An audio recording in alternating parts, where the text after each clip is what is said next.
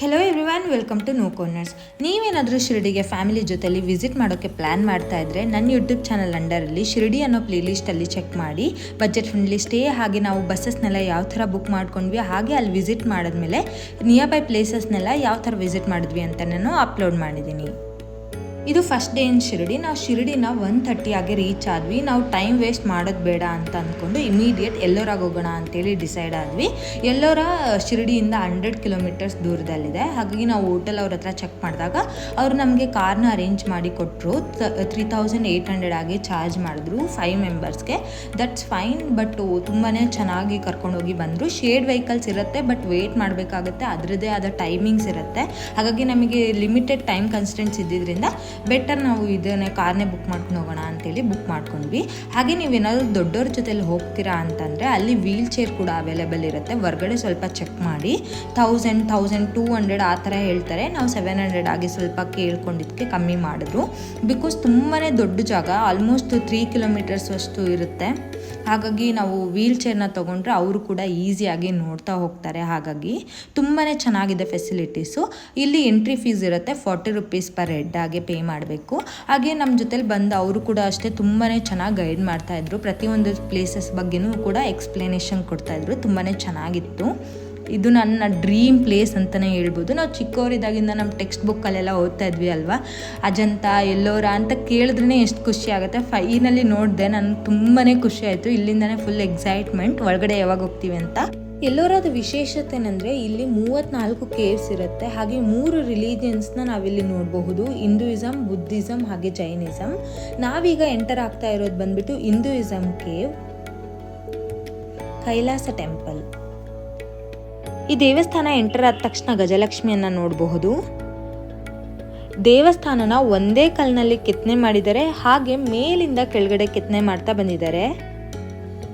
ಈಗೆಲ್ಲ ತುಂಬ ಟೆಕ್ನಾಲಜಿ ಇದೆ, ಈಗ ಟ್ರೈ ಮಾಡಬಹುದೇನೋ, ಬಟ್ ಆವಾಗ ಲೈಕ್ 8th ಸೆಂಚುರಿಯಲ್ಲಿ ಅಷ್ಟು ಟೆಕ್ನಾಲಜಿ ಇರಲಿಲ್ಲ, ಯಾವುದೇ ರೀತಿ ಯಂತ್ರೋಪಕರಣಗಳಿರ್ತಿರಲಿಲ್ಲ.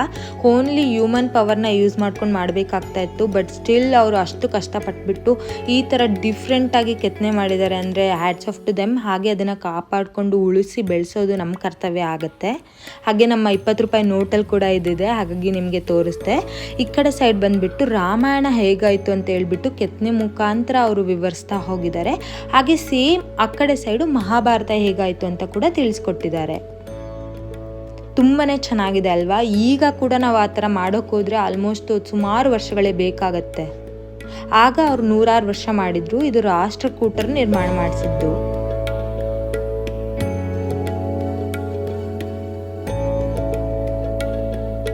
ಇಲ್ಲಿ ಶಿವ ಮತ್ತು ವಿಷ್ಣುವಿನ ಹಲವಾರು ರೂಪಗಳನ್ನ ಕೆತ್ತನೆ ಮುಖಾಂತರ ತಿಳಿಸ್ತಾ ಹೋಗ್ತಾರೆ. ತುಂಬಾ ಚೆನ್ನಾಗಿದೆ.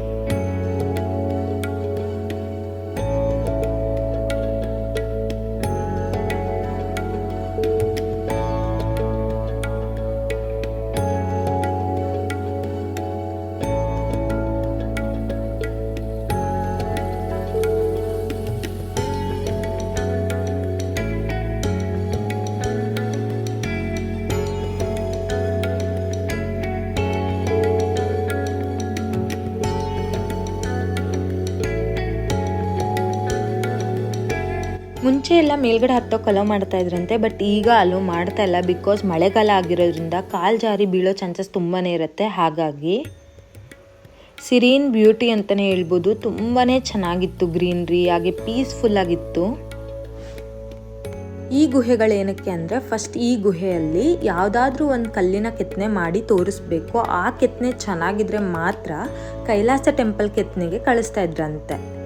ಇವೆಲ್ಲ ಮುಂಚೆ ವಸತಿ ಗೃಹಗಳಾಗಿದ್ವಂತೆ. ಬೌದ್ಧ ಧರ್ಮಕ್ಕೆ ಸೇರಿರೋರು ಇಲ್ಲೆಲ್ಲ ಬಂದಾಗ ಉಳ್ಕೊಳ್ಳೋಕ್ಕೆ ಈ ಪ್ಲೇಸ್ಗಳನ್ನ ಮಾಡಿದ್ರಂತೆ. ಈ ಗುಹೆ ಬಂದ್ಬಿಟ್ಟು ವಿಶ್ವಕರ್ಮ ಗುಹೆ ಅಂತ ಕೂಡ ಕರೀತಾರೆ. ಈ ಗುಹೆ ಒಳಗಡೆ ಹೋದರೆ ತುಂಬ ದೊಡ್ಡ ಬುದ್ಧಂದು ಸ್ಟ್ಯಾಚು ನೋಡಬಹುದು. ಹಾಗೆ ತುಂಬಾ ಡಿಫ್ರೆಂಟ್ ಆಗಿ ಯುನಿಕ್ ಆರ್ಕಿಟೆಕ್ಚರ್ ಇದೆ. ಒಳಗಡೆ ನಾನು ನಿಮಗೆ ತೋರಿಸ್ತೀನಿ.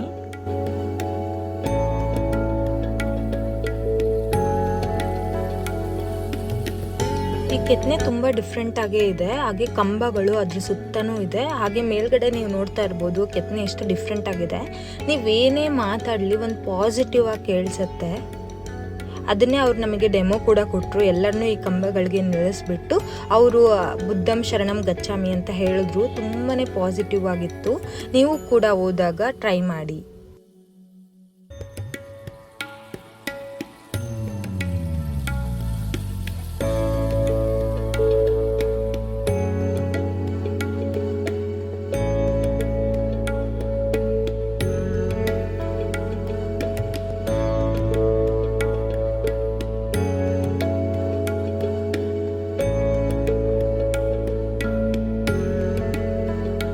ಇದು 5ನೇ ಗುಹೆ. ಇದು ತುಂಬಾ ದೊಡ್ಡದಾಗಿದೆ. ಇಲ್ಲಿ ನೋಡ್ತಾ ಇರ್ಬೋದು. ಹಾಗೆ 20 ಕಂಬಗಳಿಲ್ಲಿದೆ ಸುತ್ತ.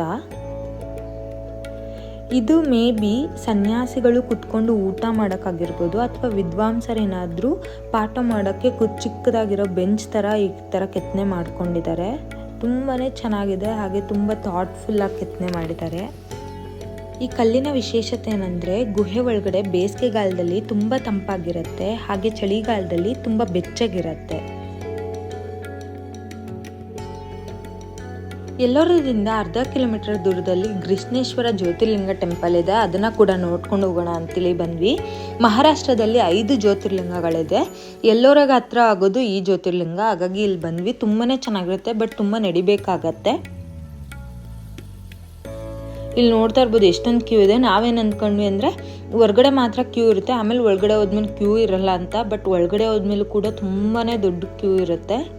ನೋಡಿಕೊಂಡು ಹೋಗಿ.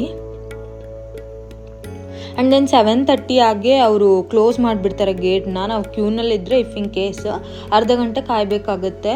ನಮ್ಮದು ಸ್ವಲ್ಪದ್ರಲ್ಲೇ ಅವರು ಒಳಗಡೆ ಬಿಟ್ಟರು. ಬಟ್ ತುಂಬಾ ಚೆನ್ನಾಗಿತ್ತು ಎಕ್ಸ್ಪೀರಿಯೆನ್ಸು. ನೀವು ವಿಸಿಟ್ ಮಾಡಿ ತಪ್ಪದೆ.